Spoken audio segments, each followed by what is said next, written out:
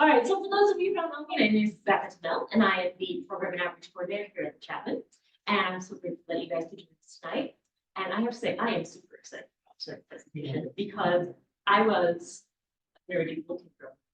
And instead of dressing up as pop stars, pull out cool girls or whatever, I was attempting to dress up like colonial girls and prairie girls and whatever dress up clothes I had in my trunk.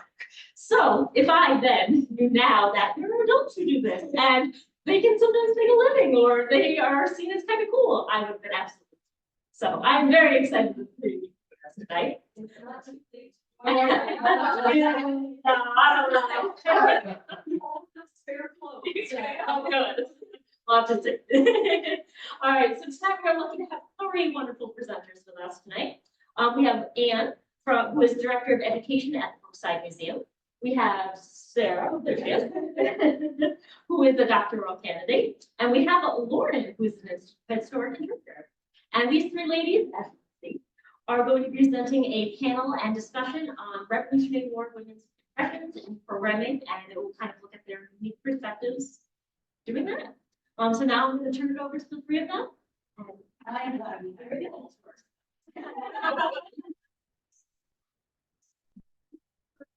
Boston Spa. Yeah. Right. So I will introduce myself. I'm Sara Evenson, and I am a doctoral candidate in history at University of Albany. And I study food history. I also study women's history, material culture, and public history. So it's a lot of different things, but essentially for me, where all of those things come together is in historic kitchens. So my dissertation looks at kitchens during the long 18th century. I'm specifically looking at about 1740 to 1840. And how kitchens were places in which cultural identity was generated, where it was created through food preparation, and how it was communicated outward by the serving of those. And then the counterpoint to those things within history is how modern historic sites and museums have also used their recreated kitchens to do the same thing, to communicate a historical narrative. And so I've been trying to analyze, are they authentic? Are these new narratives historical? What do they mean? And how does it change our understanding of American history, especially within the so yeah, I have, yeah, that's me. Okay. Yes. So we'll get into our origins a little bit deeper. But I grew up in the Mohawk Valley. And I live in Oneonta, New York right now. And I was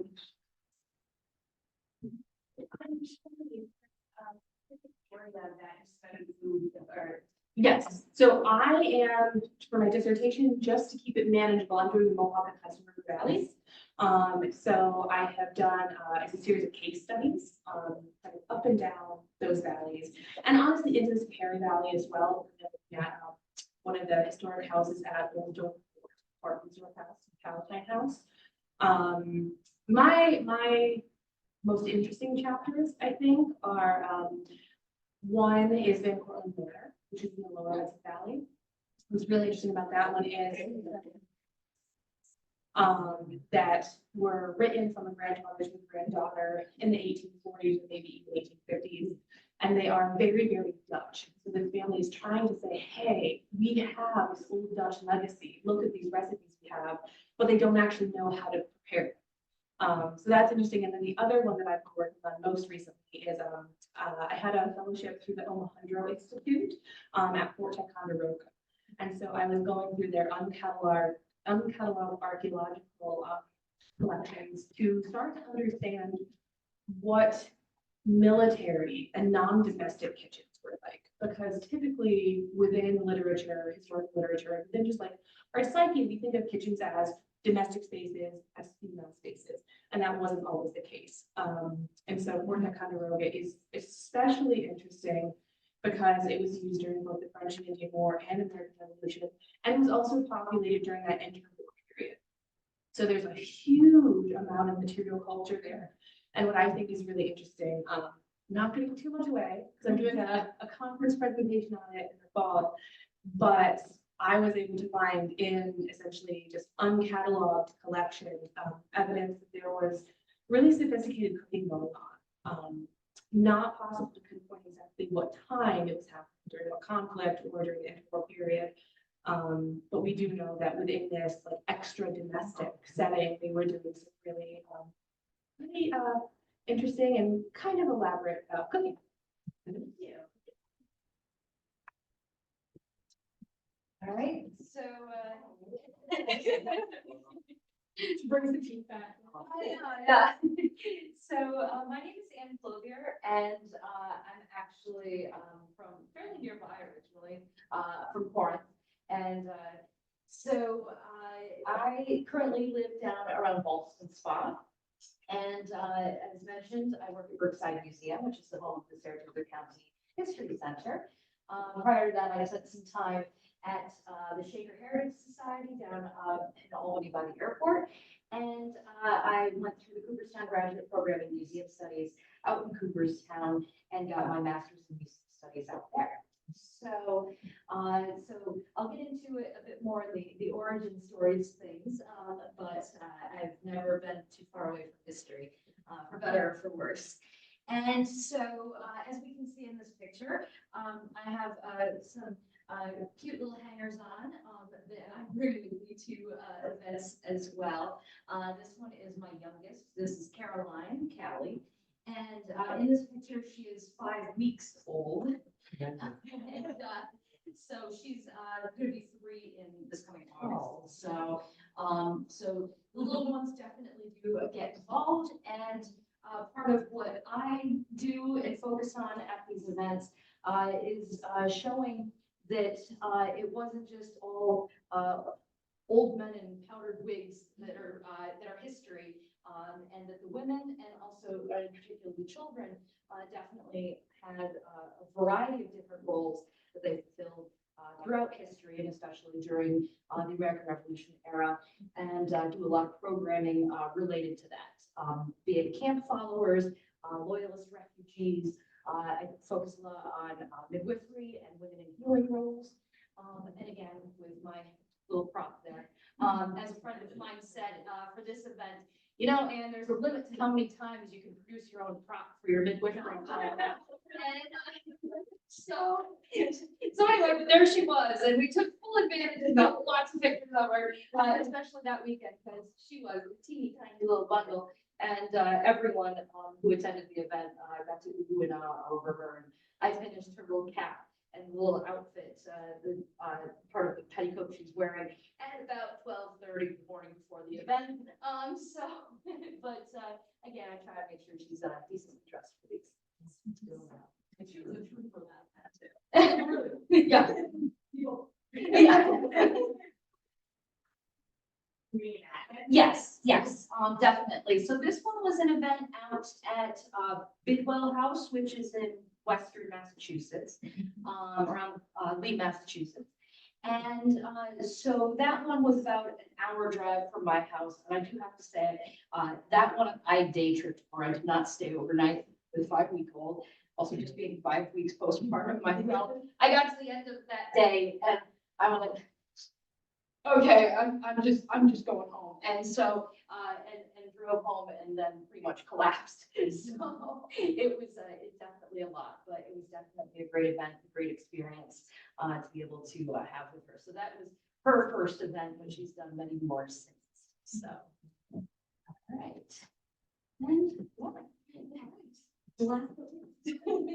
So I'm actually the only one of us that is not currently working in a history field. I'm actually in fundraising out at Albany.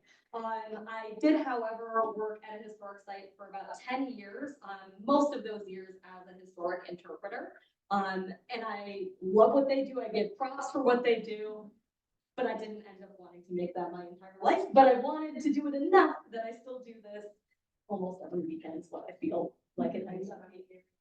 I'm not actually, I'm a transplant. So I started out in Western New York, like north of Niagara Falls. Fort Niagara was where I worked for those 10 years. Have you been there? Oh, that's fantastic. For an event or just somewhere? Oh, okay, I was gonna say I drummed there. So if you saw a female drummer in 2006. Okay, that was at so 2015 was when I left and got my first fundraising job. But I do go back to the site all the time, like at the end of the month, I'll be there to do a timeline program. So I love going back. I have pictures of me when I was 3 years. I love it. We lived in Grand Island. Oh, okay. A lot of my cousins, aunts, and uncle live on Grand Island and stuff. Thanks a lot. So yeah, so I kind of come to this as an angle of this is a hobby, this is what I thoroughly enjoy to do, but I don't necessarily have the kind of education and background that Sarah and Anne bring to this of, you know, their scholarly training and things like that. So I'm more of the common Joe reenactor, if you will. And my main focus is I very much enjoy textile and fiber arts. So that's my main kind of focus. And then I, like Anne, also do, you know, loyalist refugee, follower of the army, things like that. But I always kind of tend to bring it back to the clothing and the fiber art at that time.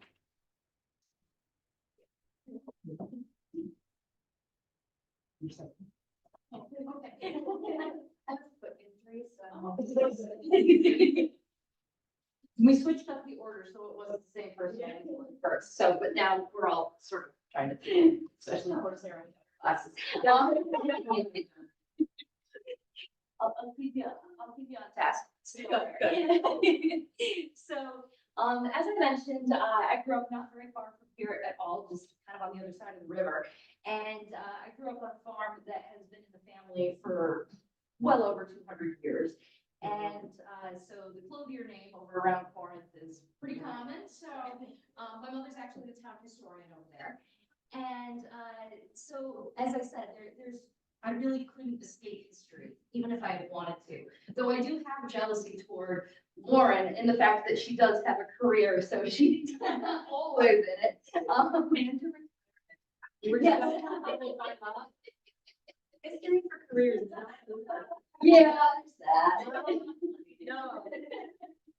And so, yeah, I really came into history from very, very early on. And as you were saying about dressing up, my favorite TV show, and I know this is going to date me thoroughly, my favorite TV show was Dr. Quinn Medicine. Yeah. And so I really, really immersed myself in that topic. But I was also that kid who would be sitting there watching the show and go, those plates aren't right. Those are from like the 1920s. Like, and that wood stove, no. And so, and I came back quite naturally because my mother was doing the same thing. And it had anything to do with farming, my father was too. So, and I grew up as a farm kid, carrying around bales of hay, and I had cows and all that sort of thing. And I got to be about 12 years old, and the Girl Scout troop in Corinth that I'd been a part of wasn't going to be continuing on for the older levels. So there was a Girl Scout troop over toward Bacon Hill near Schuylerville that was going to be doing volunteering at Saratoga Battlefield.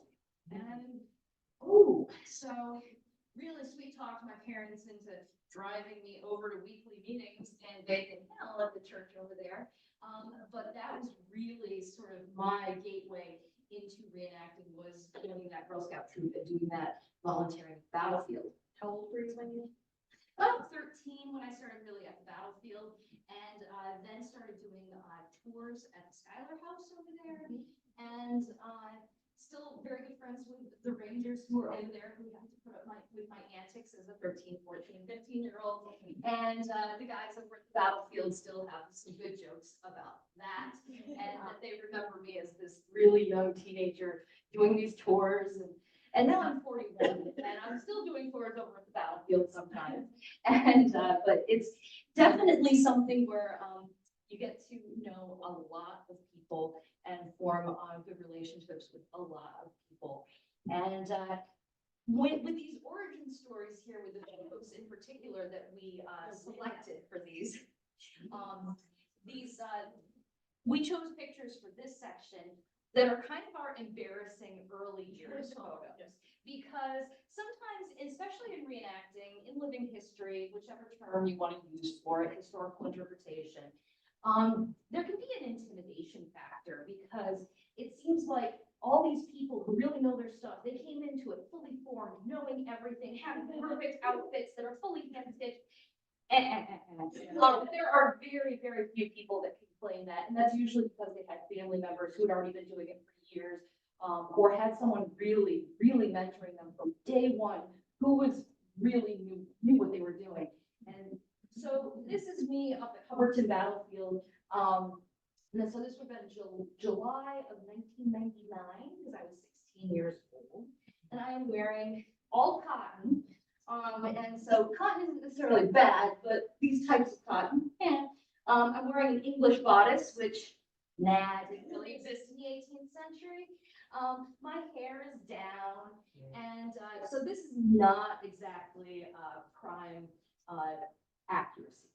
So again, that's why we selected these photos to, again, sort of show where we came from with this. All right, Lauren. Look at how enthused I am. These could never even have, I Oh, suppose. that is true. And it's what we call a mob cap, which is also very incorrect. And if you can tell, that is also Fort Niagara with the South Mountains right there. Yep, that was the French and Indian War encampment. And they always used to do dancing one of the nights. So I wanted to dress up nice for it because I was drumming typically for it. But that gown was like 1770s pattern. My petticoat's way too short for it. Mob cap's wrong. I just, I can smile. That would be nice. I know we joke around. Don't tell people to smile. I should have at least been trying to smile. But so I grew up in Youngstown, New York, which is, about 5 minutes away from Fort Niagara. My family had a membership, so we would go there all the time for all the different events. And so I was kind of always immersed in that history.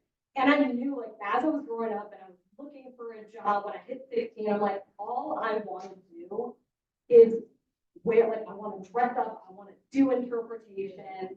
And even for some of the events, like when I was a kid, my grandma was a seamstress, and so she would make me like the Felicity outfit. And then I would go to the events in that, like an 8-year-old, and like, ooh, I'm doing it, I'm doing the thing. And so when I turned 16, I'm like, I need to work there, and I want to be an interpreter. Well, that was my first realization that it's not as easy as I think to get an interpreter job. At that point at the site, they only had roles for about like 2 females who would, work in the bakehouse, doing the cooking and things like that, making the bread. And then that was it. Everybody else was a male soldier. So like, no, you can't do that. So I ended up working in the gift shop. I still really, really wanted to dress up. So I joined the Pipe and Drum Corps, which was a volunteer, you get to wear a role, learn how to play the drum. Yep, it was pretty hot. And when the 250th for the French and Indian War came up, we got a grant from New York State to actually hire on some musicians. And so I was actually hired on as a staff musician, and they kept that funding after the grant ran out. And so I stayed on as a staff musician for like the next 6 or 7 years. So that was kind of how I first got into that and realized just how much I loved it. And then from there, I kind of branched out as like, you know what, I think I want to try doing female things for a bit. Instead of continually explaining that, no, I wouldn't actually be a woman drumming at this time, all of that. It was the turning point for me actually was in 2014. I had the opportunity to go down to Williamsburg and work in their millinery shop for a few weeks. And so I've always very much enjoyed kind of sewing and those types of crafts. When I was in 3rd grade, I joined the quilting club. That was really cool from a very early age, yeah. Yep. And as I said, my grandmother was a seamstress, so she taught me how to crochet, she taught me how to sew. So those kind of always really stuck with me. They're things that I very much enjoy. And being able to have that experience of going down to Williamsburg and kind of piecing together, like, this is what I want to interpret. It kind of helped me focus in on what I wanted to do when I went out to these reenactments. Because when you're a drummer and you're doing that one thing for so long, and you go to switch to do something else, you're kind of just like, I feel a little lost because I've been doing one thing for so long. So that kind of helped hone things in for me. And that's when I started really focusing on when I'm making my garments, how am I constructing them? How am I fitting them to myself? I also learned how to do things like use a tape loom, and now I weave my own garters and things like that. We have, our handmade pockets and use a cross stitch for that.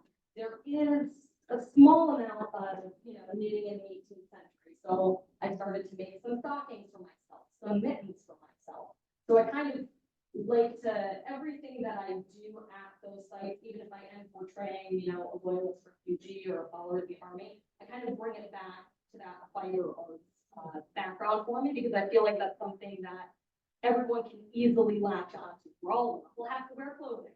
So I'd like to talk about that and kind of how that's changed throughout. Lauren actually knitted my mitts for me. So these are, just to help, these are wool. So this would have been for colder weather, rainy, but there are linen mitts, silk mitts, fancy.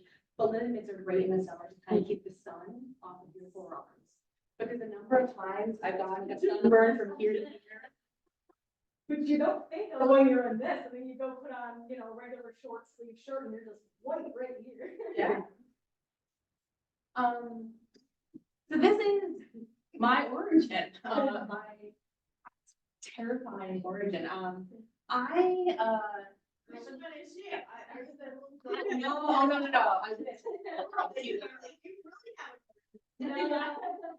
in red, and again, what I'm wearing is very not historically accurate or historically appropriate. It's a modern costume. It's what modern day folks in approximately 2007 thought 18th century clothing looked like.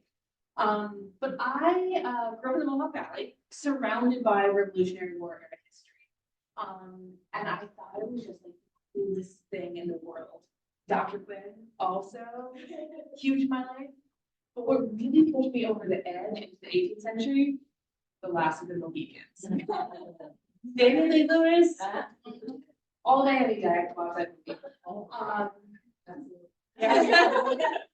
And so when I was about 12, so I was an avid reader. So I would read anything in the school and public library that I could that was historical.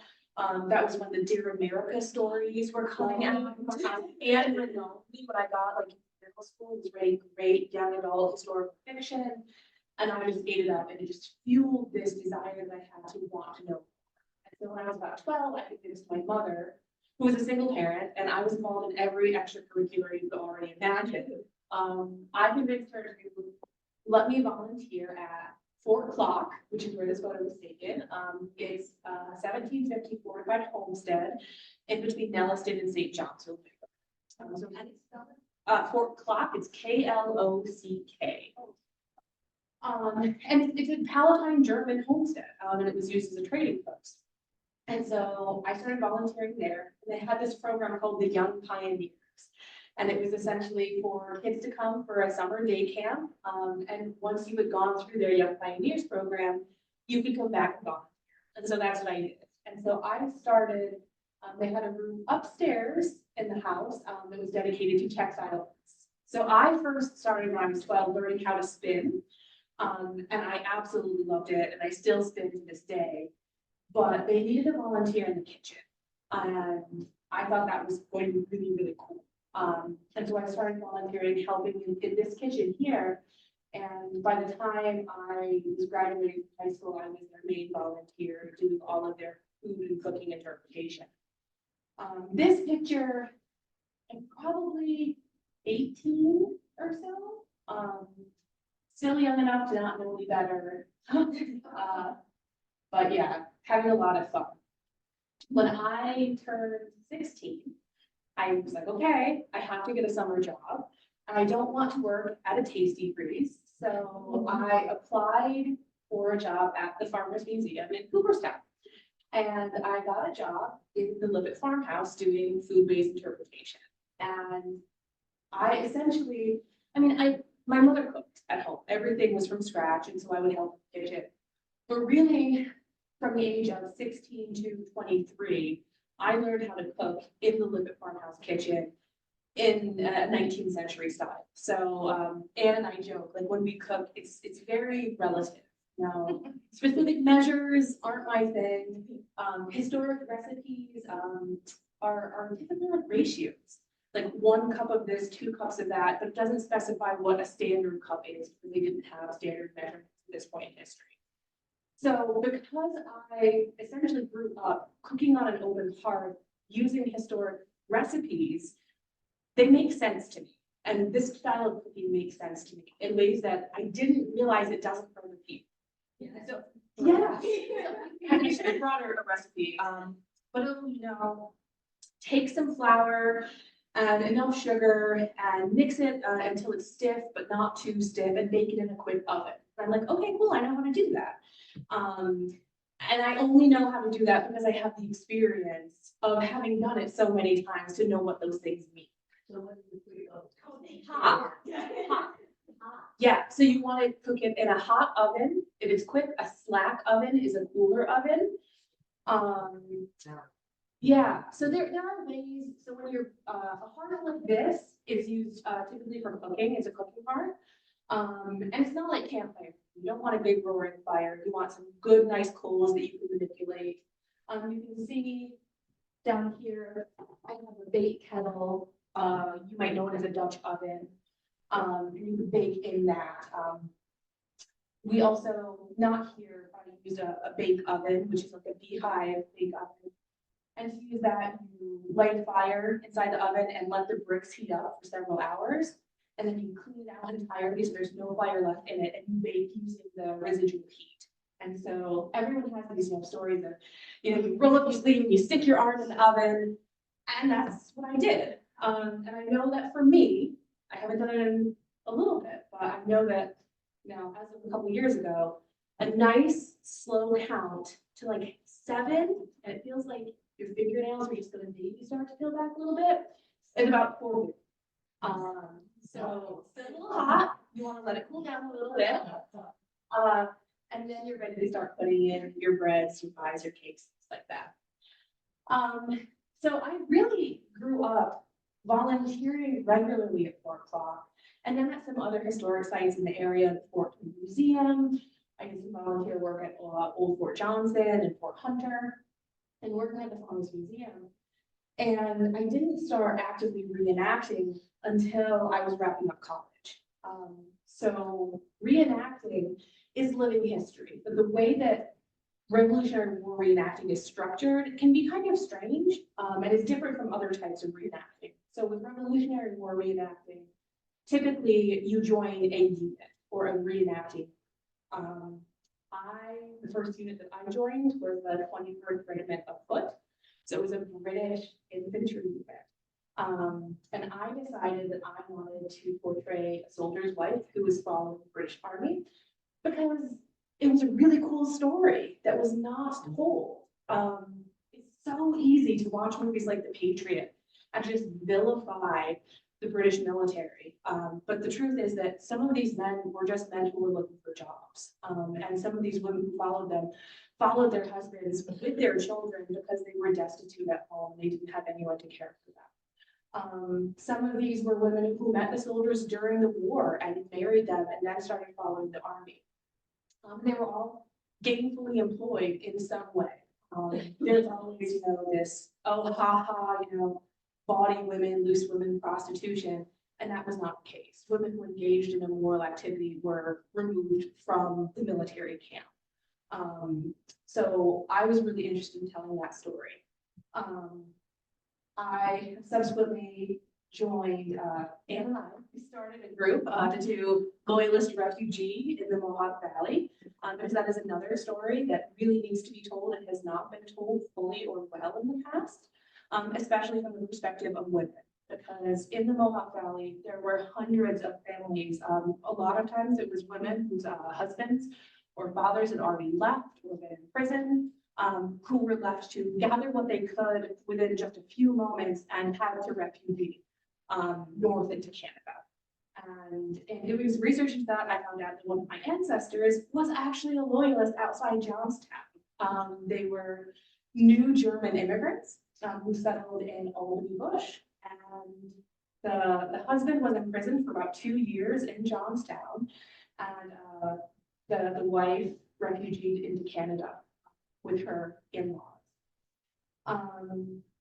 So yeah, I, unlike Lauren, kind of stuck with history as a career. So after I worked at the Farmers Museum and the New York State Historical Association for about 10 years, I decided that I needed to know more. And I worked in foodways, interpretation, I worked in school programming, and just generic, their education department. And I realized that I was saying a lot of things to people, and I was influencing what they thought history was. And I didn't always know where the information I had was coming from. It was coming from a staff training, or maybe a book that I had read, but I realized that I needed to know more.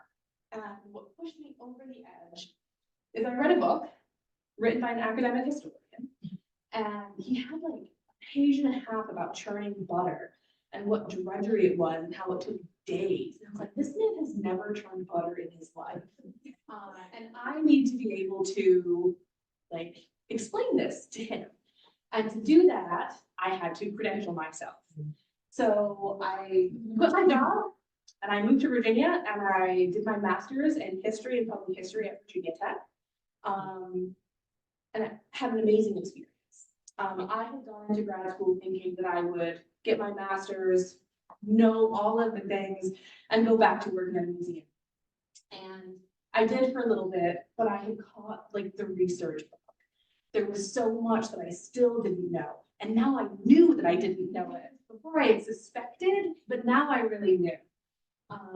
So that is when I decided to go back to do my PhD. And I am a candidate now, thank goodness. So I'm just writing my dissertation. I completed all of my benchmarks. And I actually recently started, so academia is a lot of things. So my funding cycle ended a year ago, last May. And essentially that means that I'm on my own. Now, the university won't, foot the bill anymore, so I had to find a job.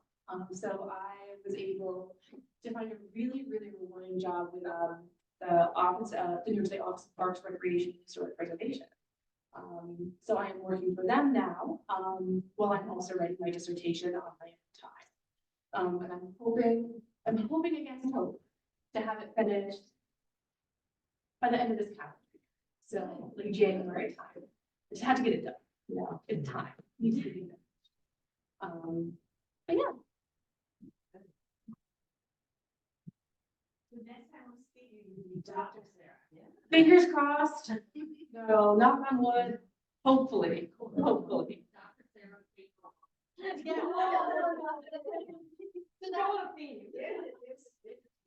Yeah. So You sticking your hand in the oven, it's just. but before you continue on, Lauren, so like Lauren is really invested in textiles. I am a terrible sewer. I always have to ask about textiles. Is this an appropriate fabric? Is this not? What about this weave? Because everything we're wearing, like that amount of thought has gone into it. So the discussion of, so I'm wearing a cotton bedgown. So is this an appropriate block print for a cotton in our period? I'm wearing a linen checked apron. Is the check the right colors? Is the check pattern the right pattern? Is the spacing on the checks appropriate? Things like that. And so you really have to do a lot of research to become an expert in this. And I don't do that, but I do that with food. And I don't, which is why I go. Yeah. So I got like to the point where I got a flock of 18th century heritage-free chickens because I wanted to have appropriate eggs to use. I've been able to source heirloom variety grains that have been appropriately milled because they react totally differently. So yeah, Lauren does textiles, I do that, and is a material culture goddess. But anyway. All right, so why do we do this? One main thing that I completely forgot to talk about in my origin story is that I actually do multiple time periods. So it started out 18th century Rev War, French and Indian War. And then I kind of evolved from that. I actually started World War II next. That's my World War II WAC impression. I do Signal Corps for that. And then a myriad of other British impressions. I think I'm up to like 4 or 5 World War II impressions now because I can't stop. I'm addicted. And then last year or 2 years ago, I just started a World War I impression. This is the Yeoman F, which were actually the first females to be actually enlisted into the Navy in World War I. Which is a wild thing that I didn't even know up until a few years ago, and that kind of paved the way for all the women in World War II to be able to be enlisted into ranks fully and not just be these kind of auxiliary units on the side. So what's wild is that they actually used the clause in the Naval Act of insert a year here because I can't remember the actual year of the Naval Act at the moment. Where it just said any able-bodied person, and it didn't say any able-bodied man. And at that point, they're like, we need people. And that's when they kind of pushed that through and allowed that to happen. Anyway, this isn't a talk about the UMS, so I will move on from that. But it's just that they kind of, once you catch the history bug, all history it's just so interesting. And I love being able to talk about how things evolve for women with the Army and auxiliary to the Army in any sense, being able to talk about that history and how that evolved. So I love being able to do the multiple time periods, and I feel like that's kind of, I know we didn't discuss this, and I feel like we're all in the same boat here, but I do not like first person interpretation. I do not like, putting on like this is me, and that's great for the people who can do it and can do it well. I just know I can't do it well. And I like being able to kind of meet people at a certain level and then kind of use that commonality to talk about how things were in the past, as opposed to just, sticking in a persona. Because again, I will not do it justice if I try and do that. There's a reason I'm not an actress. So honestly, why do we do this? I just love being able to kind of share what I know with others, to kind of give them that tidbit that they might not have known and take that with them. The first woman, what year is that?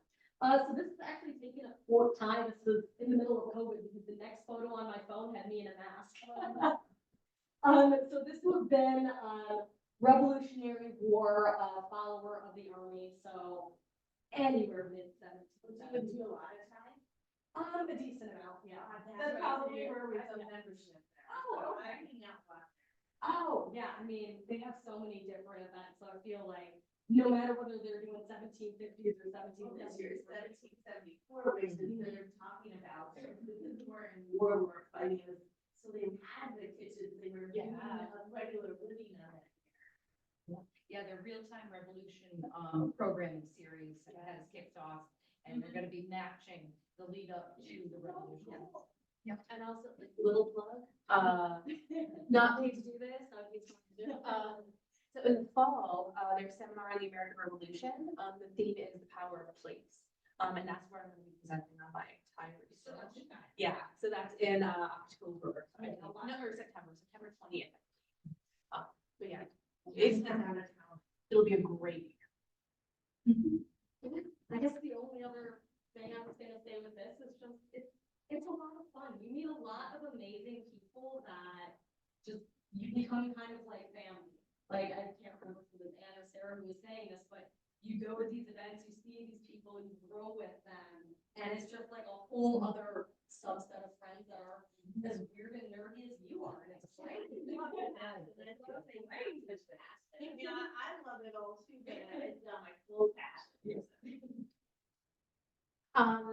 So I do this also there. It's really fun. You meet, so all people, more than historians reenact. Like, honestly, I think historians are a minority within reenacting.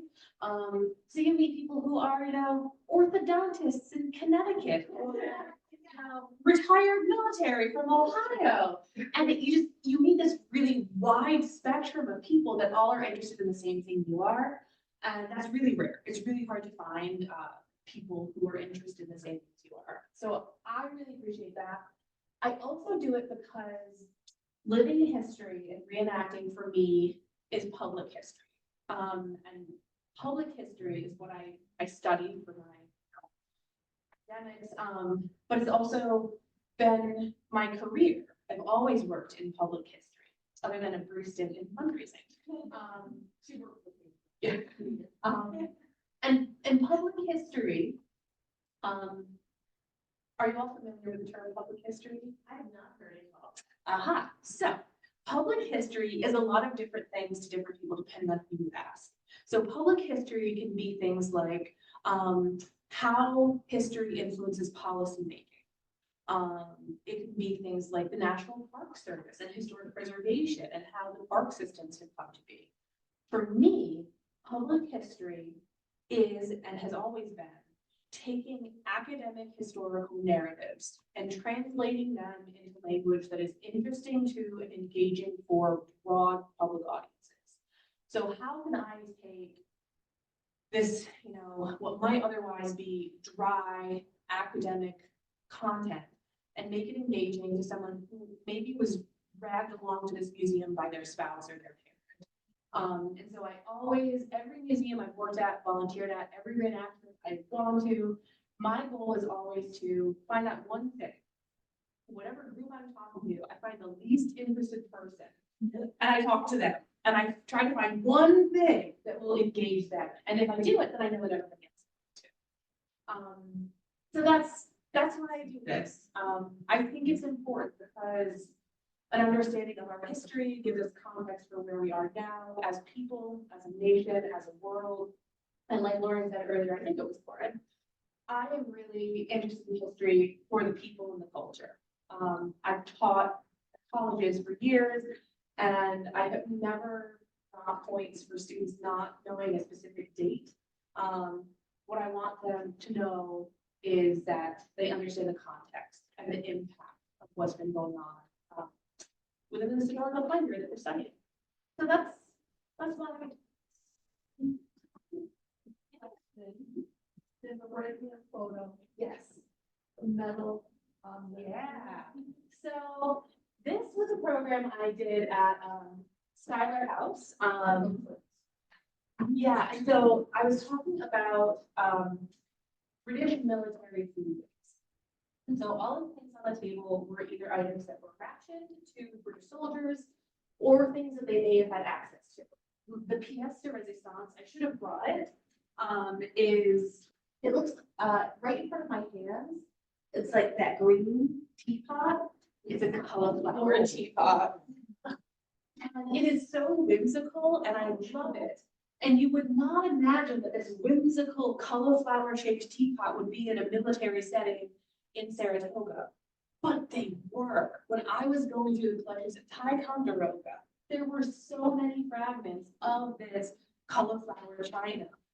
So that's why that. But anyway, this metal thing is a barrel stave that has been formed into like a brazier or a grate or a griddle, essentially. So you could put a pot on top of that. If you had fresh meat, you could put that directly on top of that as well over a fire. It was a really multi-purpose tool that was made out of something that was cast off. so that would sit right on top of the fire. Exactly. And then you would put it on top of that. Yeah.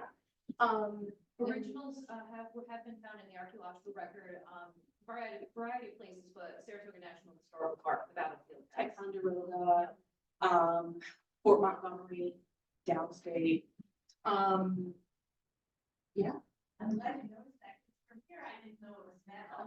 Oh, yeah. Yeah. Laura, you have to put the shovel yet? No, No, that's coming up. okay. We won't, Oh, yeah. On that picture, I don't know if it was just the time or what, but if you look at the people, that's why we do this. Yes, Yeah. exactly. I love this picture of the discovery, the exuberance, and yeah, absolutely. I think I'm the one that took this picture, and I was so excited that I managed to capture that. Yeah. And again, like, And so we've gone over, and I agree with pretty much everything that's already been said and interjected myself some, but here's some additional images of me over the years. This is a picture from up at Fort Ticonderoga, a professional photographer that was hired by the fort. Kind of followed a lot of people around that weekend and got some neat shots. And we were just saying earlier, we feel like this should be like an album cover or something. And that's my older daughter that I'm holding in the middle in that picture, and she's now 11 years old. So yep, produce my own crops. And then little daughter, Caroline, is over there. Adeline's the one on the older picture. And I'm over at Schuyler House, is that picture at the far left. And so this is a picture that I took. I'm getting really sophisticated with my selfies. This involves sticking a fork in the ground and my phone in front of it, setting the timer, running over and looking stoic. I was all alone. No visitors had shown up yet, so I had my own fun little photo shoot there. But programming on, again, loyalist women and their plight. And as Sarah was saying, that these were women who had been left to deal with some really intense stuff. Either their husbands might have joined loyalist regiments, been in hiding, been in prisons, and also, I have to add, executed. Because some of the women that I've been researching, they potentially watched their husbands killed, hung, right in this area, right in Saratoga County.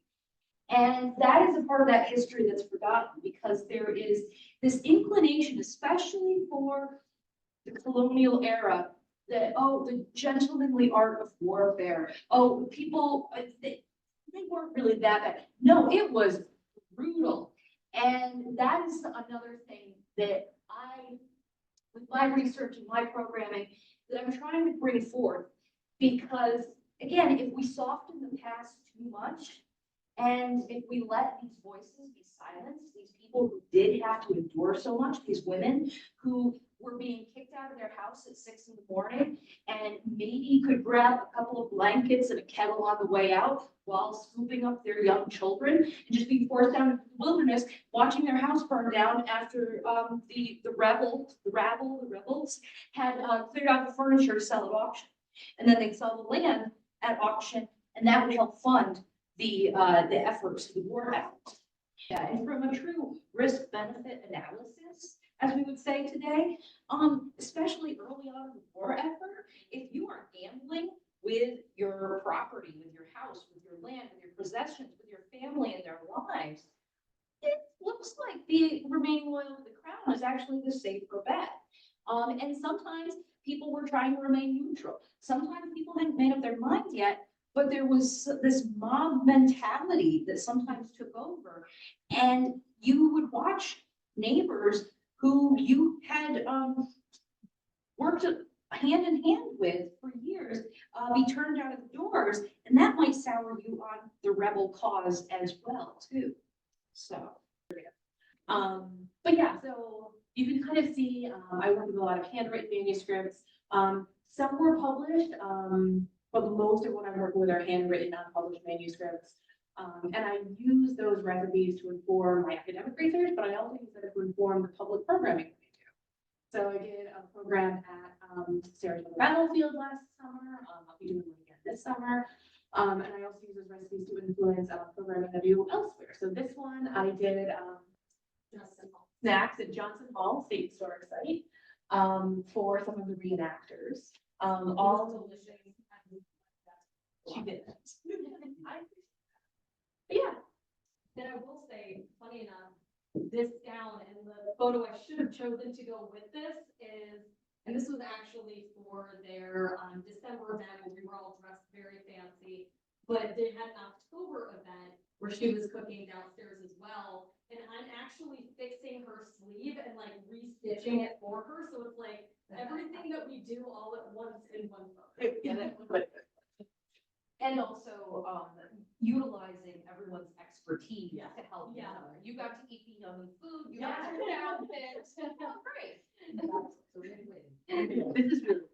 Oh, yeah. So, as I said, a lot of my focus is on motherhood and also midwifery in the 18th century. And this was, again, that professional photographer up at Fort Ticonderoga about 10 years ago. And this is, again, my older daughter, Adeline. I love that picture. And just, again, that focus on motherhood, how it's changed, but also, and so much more importantly, how it hasn't. And so that's one of my things that I focus on. As for a specific person that I'm researching right now, I was very excited to find this advertisement in a 1781 Philadelphia newspaper. And what's great is that it is evidence of a woman who had worked in Albany as a midwife for 30 years prior to moving to Philadelphia. And so Mary Embruster, having moved to the city, begs leave to inform the public that she practices midwifery and has been favored with great success in 30 years experience in Albany in the state of New York. She will, with alacrity, attend the calls of those who please to favor her with their custom, and is to be seen at her house on the south side of Race Street between Front and Second Streets, opposite Christian Snyder's and Mrs. Vineyard's. She cures ulcerated legs, sore eyes, etc. And that last line, it doesn't appear in all of the advertisements that she placed in the newspapers down there. I only recently came across this version. The fact that she cures ulcerated legs and sore eyes is really fascinating and very important, because midwifery, the first thing we think of is birth and babies. And when in reality, a lot of midwives were your local healers.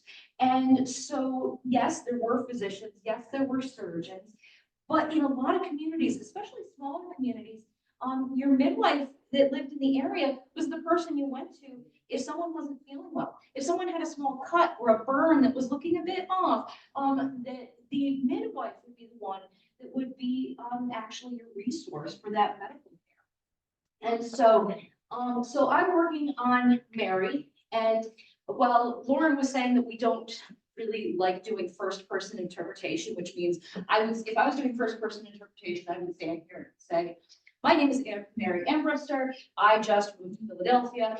So I prefer to talk about her, again, with a little bit more distance, because also from just an ethics standpoint, I don't want to put words into another person's mouth who has no ability to tell me you're wrong. And so I prefer to, out of respect, give that distance.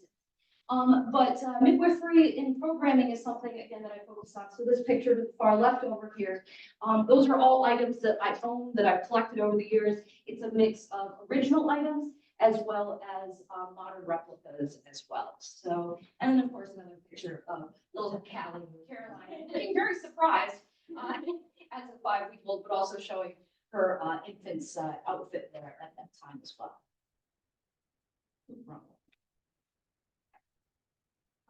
So funny enough, we're doing this Revolutionary War programming, but the project that I'm currently working on is World War II related. So for the past few years, I've portrayed someone in Women's Land Army, the British Women's Land Army. So for those of you who don't know, I'll do the briefest explanation that I can. Going into World War II, about 70 to 80% of food was being imported. Not great if you're an island that's going to be going into war. So what they did was they created kind of a government agency that surveyed all of the land. They basically went to the farmer, okay, you're not using these 2 fields, you need to use these 2 fields. These are the crops you're going to produce. These are the animals you're going to have, things like that. And then they created the Women's Land Army. Did they fund those farmers?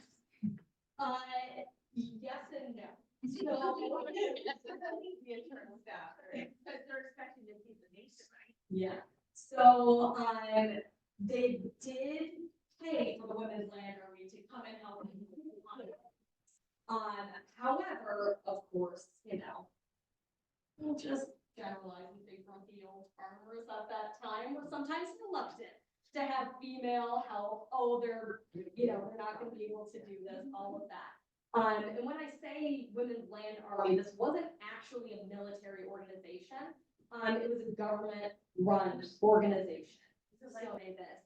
And the Women's Land Army was a different branch that just organized the women's help on the efforts on that land. And so you could either be stationed at one farm, you could be part of a kind of gang of women that traveled farm to farm. But you're going to be doing anything from, dairy work, timber work, general farming, to what I have now taken up, which is rat catching. So bourbon was a huge problem. I didn't realize how big of a problem it was until I started researching this. And so there was actually a whole separate group of women within the Women's Land Army that literally just went farm to farm to eradicate all of the pests, mostly rats. To the point that there were actually some articles that came out, and this one woman was deigned the lady killer of the and these are these proud women that are just we are doing this for the country, because you know what? They already didn't have a lot of food at this point. They're producing everything they can, but rats are the #1 problem of if that crop is gonna fail. If you're gonna lose everything that you produced that year. They were at that time actually equating the rats to be just as bad as Hitler and his army. What about Pied Piper? Exactly. So I've been digging into Did this take place only in the cities or the country? in the country. Also, the cities do not have the rats or not? Everybody has the rats. Right. Everybody had a rat. Everybody had a rat. It wasn't, we'll say it wasn't as big of a public issue as it was on the farm. Because if they're coming after your food, that's a bit more than everybody than having just a rat in your house or it's. So that's my very short spiel, but I can talk more about how they killed rats later if you like. Right? Yes, exactly. That's a good analogy. Yeah. So I wanted to finish up a little bit this evening to really encourage you to, if this is a topic that you're interested and want to hear more about the revolution and a variety of different perspectives and topics and everything, there is so much underway locally to support the 250th anniversaries, especially quite locally. We've got certainly the battles of Saratoga, but as mentioned, Fort Ticonderoga is doing a lot with their real-time revolution.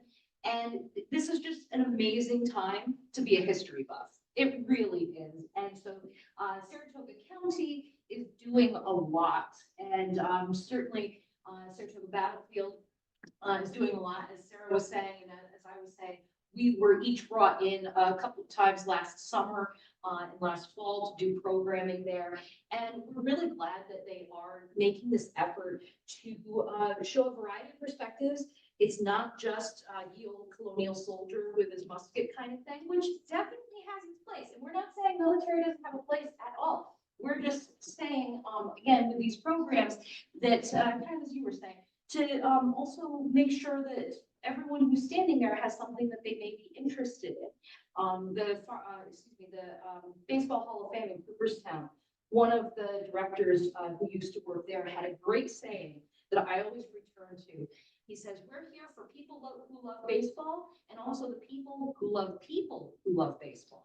And it's so true, because what you were saying, trying to figure out what that way in for the person who isn't entirely interested. So again, trying to make sure that, again, all these perspectives are shown and all these stories, the loyalist stories, all of that has a place in these commemorations. Also to, sorry. Yeah. I know it's prolonging it. But we all do, women's history. We all do female impressions. And I think that is really important because as Anne was saying, the revolution was not just fought by men. It was fought by women who were with the army and spotted women up front in their homesteads. Women and children and non-combatants made up this conflict just as much as anyone in the military did. And we have done a really good job of telling the story of, men with muskets. So now we have the opportunity to tell a little bit more full story, not to get rid of the men with muskets, because that was a big part of it, but an opportunity to expand the story a little bit. And it's really exciting. And so if anyone wants to contact us, this is our information here. And so this was a picture taken at Hubbardton 2 years ago. And we actually managed to get all three of us in one picture. And so that's why we used it for the promo. Thank you. And it's really quite serendipitous with bonus Cali right there on the end. And then a final bunch of photos that didn't make it into the presentation itself.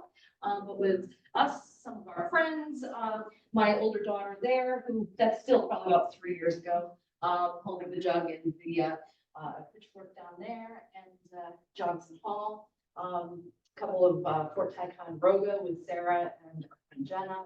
Oh, there's your shovel. Oh, yeah.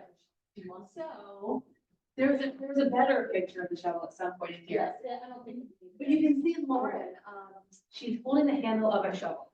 And so it kind of goes back to that barrel stave that we were talking about.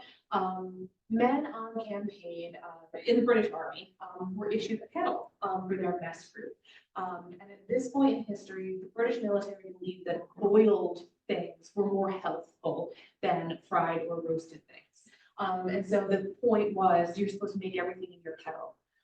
As we all know, roasted things are really tasty. So if you ever had fresh produce, fresh meat, you might want to skewer it on a bayonet and roast it over fire. There are archaeological examples of bayonets being used as spits or curved into pot lifters. We have those barrel staves cookers, and then they also have shovels. So shovels that were used for trenching that had the sides folded up, so you could essentially use them as a little fry. Yeah. The only issue that you can like start to see there is that you need to really wet the handle before you get it that close to the fire. Lessons learned. Yeah. I'm gonna bring it back to the blacksmith who made it at some point. He said he'd get me a new handle, that I will treat better this time. Now that I know. Supports that, and as you skeletal Yeah. rings with the marks and the teeth for the pipes. and Yeah. such, too. Yeah. So. Can you tell us a little bit about clothing? Oh, yeah, yep. So this, we're all actually wearing what are called bed gowns. And so these are kind of wrapper style jackets. Gowns certainly were also very common. Lauren and then we're bring a gown off to the side. The gowns were more structured and had separate sleeves. The bed gowns are almost more of a T-shaped garment. Sarah and I are wearing like essentially India print cotton. And so these sometimes almost seem a little bit more garish than one expects for the 18th century. But there's a great resource called the Foundling Museum token books. Try to shorten this one. When orphans were taken to an orphanage in London in the 18th century, the mother would take a piece of fabric, usually fabric, but other things too, and essentially cut it in half. Keep one half, and the other half, the token, would be put into this big ledger book with the information about the child. So if she ever came back to claim her child, she could take out the other half of the sleeve that she had chopped and said, yes, that child is mine. And it's incredibly sad how few of those children were ever claimed, or even if they were alive when someone came to claim them. It's very sad, but the Foundling Museum, I highly recommend. They've done some amazing exhibits, books, exhibition catalogs, but they are the resource to see these fabrics and see what was in use in 1750s, 60s, 70s and such. One of their exhibits they did with those was called Threads of Feeling. Yes. So you can look that up. The other thing is we do have merchant books. So merchants who are cloth merchants would take swatches of their fabric and put it in these books. So we have access to several of those. It's harder to find those in what would become America, just because they were prevalent, but you get them French a lot of times in some English merchant books. This. Oh, yeah. Yeah, so that's a little bit more of a broad term, but when there are merchants that are saying, I have calicos, shalloons, silks, fine gauze, all of those types of fabrics, so you kind of narrow in on what you're looking at and then narrow in Yeah. on some of these sources. This piece of fabric is actually, an experiment that my academic advisor did. And she gifted it to me, and it is based on one of the fabric tokens at the Fowling Museum. It's a 1760s print, with an acorn on it, and so she carved the blocks to print this. You can pass it around. Yes, at the Family Museum, and that's why that is such a spectacular resource, because the textiles of people who do not have a lot of money so rarely survive, because the museums do have extant textiles, gowns, and things like that, but not something that would be worn by your working class woman in London in 1760. So that's why those chunks of fabric. We are all, as I did my apron off, wearing bed gowns, fairly loose fitting. They were a very, yeah, we're gonna get into it. A great, like, all around, all-purpose garment. My style of cap is a little bit different. As you can see, it comes under the chin. This style of cap was common for 200 years, from, mid 1600s. Yeah, exactly, all the way into, the 1800s.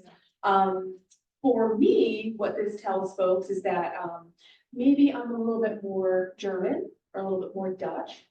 Old Stone Court, I was at this weekend, and I was wearing, this printed cotton, this plaid. Oh yeah, you can see me, to the side of the gentleman in blue. And I walked up to a friend and he said, and you can tell that they are Dutch by the manner of their dress. And it's a quote from Warren Johnson's journal from his travels through the Mohawk Valley. And it's, the style of my hat, the style of my cap, the cotton prints that I'm wearing. I can check, like, my skirts are a little bit shorter. And that's intentional, because I was in the Schoharie Valley, and I was trying to portray someone who was a little bit not ethnically English. But so we're also all wearing stays. Our posture. Yeah, usually good. Mine are fully boned. I don't mind. Yeah, so there's boning all the way around. Then so yeah, it's uncommon for women to not have something covering their stays, unless they were hard at Laundry. Yeah, so heavy labor. Yeah. There's a common misconception that stays are like a corset, that they make it difficult to breathe and move around. I have done open hearth cooking, and I tell you what, the back support in these things is fantastic. It's like wearing like a weight belt, Bring the horse. Yeah, you can do it. You can. Yeah. They're actually very comfortable. Honestly, I'm more comfortable if I'm wearing stays and wearing this clothing than if I'm not, because I feel like it takes the weight of the petticoat Yes. off of your hips. If not, It I'm adds sure your- thinking, because we're also all wearing 2, if not more petticoats. You don't ever see usually one petticoat being worn. So it's fashion. So the ideal silhouette, Lauren, and basically as it is, so it's like a conical with like a little bit wider hips. So your petticoats help to poop out a little bit. But the other thing too is, you want a little bit of poop just for practicality's purposes, so your legs don't get caught up in your skirts. I know when I'm doing open hearth cooking, I made the mistake once of wearing jeans while I was doing a workshop. So much hotter. Because this gives me like the air barrier of insulation between the fire and my actual legs. And you've got some air circulation. Yeah. Petticoats and stuff Yeah. like that. There's a business bias. So, I think I'm wearing petticoats that caught on fire. well, because I have strong feelings about it. Oh, maybe that.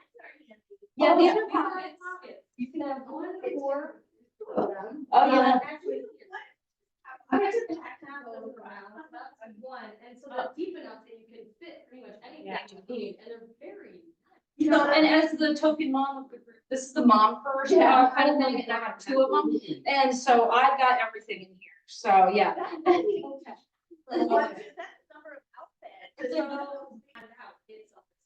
Actively cooking on an open hearth and in fires in the field 24 years now, and I have never once caught fire. I'm pretty confident I had, like Lauren, one incident where, and at that point, I was cooking 5 days a week for years. Yeah. I had a coal roll out and land on the hem of my gown, and it did the same thing. It just burned a little hole through, and it was fine. And like Ann said, we are wearing all natural fibers. If we were wearing synthetic fibers that were more flammable, Melting to the skin. Yeah. so the only time I have ever heard of a reenactor or living historian catching fire was she was outside and it was a really, really windy day. And the wind more whipped and it whipped the flames into her petticoat. And someone came up and just grabbed it and extinguished it. And she was It's like the one super amazing thing that I love, which gets tougher when I'm doing the later time periods, is that there was so much flexibility with this clothing. Like the gowns that you're seeing me wear here, I made like 15 pounds ago, and it still fits perfectly. So if you're having a day where you're feeling bloated or you gained a lot of weight, you just adjust your gown to fit a little bit looser. And especially like with these bed gowns, there's a lot of flexibility as well. You don't have that when you get to buttons. So it's actually much more preferable to have yourself. And the other big practicality of that also, and as someone who from experimental archaeology perspectives, living it, pregnancy. Because someone who has been pregnant twice, I have worn all of these clothes. I have worn these stays throughout early pregnancy, and also through breastfeeding. And again, the flexibility is great. The bed gowns are great also for about breastfeeding and all of that. And so, yeah, it's that flexibility because when have been pregnant, pretty much the apron just comes up and everything gets adjusted around a little bit. But it's actually an element of early satirical prints. When the apron is high, the indication is that the woman in that image is pregnant. And so there's satirical ones about the man about town or whatever, and he's got like 2 or 3 women around him with their aprons high, and so yeah, they had dirty sense of humor in the 18th century in particular, and so, but yeah, that flexibility is major. So. I will also share my favorite part of my ensemble, my busk. Are you buskers? I'm not. Not tonight. So I really enjoy busks because I tend, it's a B-U-S-K. It is, For your bust. it is a bust for your bust. It goes down the front center of your stays, and it essentially makes it impossible to bend, like to slouch, or to like bend like at the waist. So it's particularly helpful for me, like with lifting like pots or buckets. But what I love, and I love particularly about my bust, is it started to, you can see it's like started to curve a little bit from the heat and like the moisture of my body and wearing it. And it's carved, it shows it. My husband carved it. Oh. So, busks were often love tokens that were given to your betrothed because they were worn close to your heart. Or if you're a little bit dirtier, I was going there. also, so busks could have been wood, but they also became very popular in the 1800s. Sailors would carve them for their sweethearts out of whalebone. And I remember this was, gosh, 15, 20 years ago now. The Peabody Essex Museum in Salem, Massachusetts. It's a fantastic museum, and they had a full display of busks that had been carved. And it was an entire exhibit about love tokens, and it just really stuck with me. Yeah. Well, we got, I've never